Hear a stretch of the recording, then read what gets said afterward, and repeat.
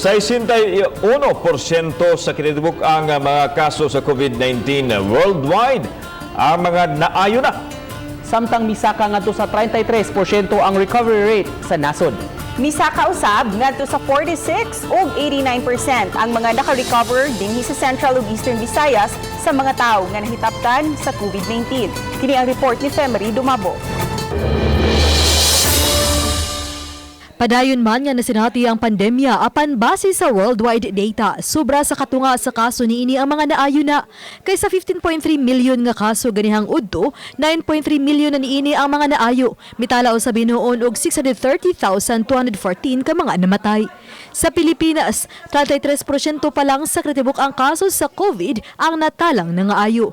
Kaysa 72,269 nga kaso, 23,623 pa niini ang recoveries, 46,803 pa ang aktibo ug 1,843 ang deaths.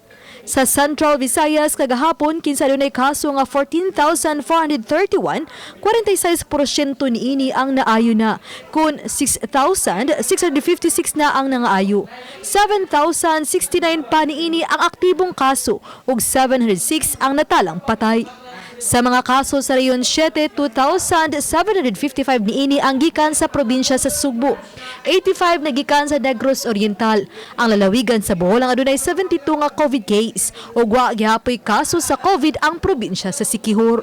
Ang Cebu City adunay natala nga 8,377 total COVID case. Samtang ang syudad sa Mandawi ang adunay 1,580 ka mga kaso ug 1,562 sa Lapu-Lapu City. Ang Eastern Visayas, bisan kung nadungagan sila kagabi og 30 ka mga kaso sa COVID-19. Mitala gihapon sila og 89% sa mga naayo, kung 644 gikan sa 725 sa kinatubok-ang kaso ang ilang recoveries. 78 ang aktibo ug 3 ang natala nga namatay. Ako si Femery Dumabok. Balitang Bisdak.